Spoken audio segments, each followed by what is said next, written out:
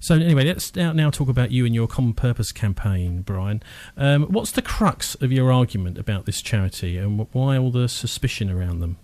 Well, it's very easy. From the time that I first became aware of Common Purpose, which is now going back, I'll say, to about 2001, roughly that sort of period of time, I became interested in what this charity was doing, because it says that it's out there to bring people together and to help them become leaders.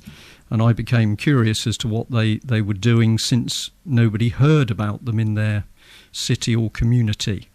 And the more that I looked into the organisation, and from very early on I had other people who were interested themselves, so they were working with me, we found that what Common Purpose said it was doing and what it appeared to be doing from the evidence in front of us were two different things. Now, I did invite Common Purpose, who have their regional office here in Bristol up at Lee Court, just off the Portishead Road, to either pre-record a piece or to come along to debate live with Brian, but without knowing the points that Brian would make about them beforehand, they declined to do so. Instead, they emailed me a statement this afternoon, and here it is.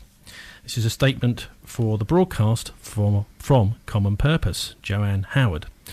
Common Purpose is a not-for-profit organisation that helps people from all walks of life develop their leadership skills and abilities. We work with people from the private, public and voluntary sector to help them learn how different leaders tackle decision-making in different ways. For example, a director from the British Red Cross responsible for leading staff and volunteers to provide emergency help after a major food or flood or fire came in one of our courses. She's now responsible for the South East region, and she wanted to learn more about how the capital works. So she met and talked to other Common Purpose participants from the police force, the local council, community leaders and business.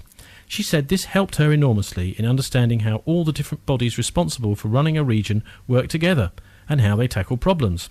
In turn, she said the knowledge and inspiration she got from the course helped her grow in confidence and become a better leader. This is what Common Purpose does. We believe that society functions better when people work together, not alone, and understand and appreciate other people's perspectives and the challenges they face. Last year, over 3,000 people took part in Common Purpose courses, and we produced 600 free places for those who couldn't afford to pay to attend. Now, that actually does sound, Brian, as if it's a perfectly legitimate organisation, and I can't really understand why you would have any problem with that. Well, the key thing about Common Purpose is it does sound wonderful, and that is a typical statement from them, because it reads okay, but if you start to look at it and say, well, you're developing leadership skills and abilities, what does that really mean? There is no meat on the bones. They don't put any detail down as to what they are really doing with groups of people. But surely it's not wrong to be trying to help possible future leaders. If you think someone wants to actually be a good leader in the future, they're already maybe working their way up through a particular profession, shouldn't it be perfectly legitimate for a charity to be helping them acquire the skills to be a good leader? If that were the case, I would agree with you. But what makes Common Purpose so interesting is it talks about being a not-for-profit organisation. If you look at where the money comes from to put people through Common Purpose training, overwhelmingly the money comes straight out of the public purse. And you will find that courses, which can range from anything from £3,500 plus VAT up to originally the top courses were about £9,500 plus VAT. That money overwhelmingly comes out of the public purse, and it's coming through the NHS, or it's coming through police services, or it's coming out of the budgets of schools. But as Common Purpose have just pointed out in that statement, that they're saying that they have 600 out of the 3,000 courses are actually free for people who can't afford to pay. Well, they do give bursaries, but we can show from letters and correspondence, and this is something I'm going to keep stressing. It's a radio programme, so I can't show documents, but everything that we have done in research in Common Purpose has been based on documents, and we have hundreds of them. And we can show you that the aim of Common Purpose in any particular area is to draw in potential graduates that can be trained. They have They have a quota which has to be filled in any particular area. They will always try and get the maximum possible sum per person on the course. However, if they have got a course where they are perhaps 80% capacity with people paying the full amount from the public sector, then they will occasionally be prepared to let people go through on what they call a bursary. So you can have the iniquitous position that somebody from the police has paid full price of £3,500 plus VAT, and that's from the taxpayer. And meanwhile, somebody else sits there doing exactly the same course, and it's costing them £90. So what Common Purpose is saying does not quite match the truth of what they're doing. So what's the problem with these people doing these courses? I mean, I don't see any reason why someone shouldn't go along to do a course to just learn about how to better communicate in the public sector. Well, of course, it isn't just about that, and this is where we start to get interested in Common Purpose, because what Common Purpose is doing is setting up networks of trained Common Purpose people. And we can show with documents, with emails, that the Common Purpose leaders then act, in Common Purpose's words, outside their authority, outside their own organisational authority.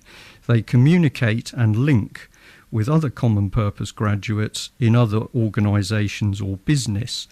In effect, it's a network, and Common Purpose describes it as a network, but that network is not declared to the general public, and so it is operating for the benefit of Common Purpose and the benefit of the graduates, but the organisation and the general public, who've overwhelmingly paid for the training, are not even aware that these graduates are talking to each other. But now, I mean, isn't that just something rather like, say, for example, a society of ex-people that used to attend a particular school, something like that, where they're brought together by Common Purpose, but that doesn't mean to say that there's another hidden agenda. They have met each other through that organisation, and surely they should have the right of free association.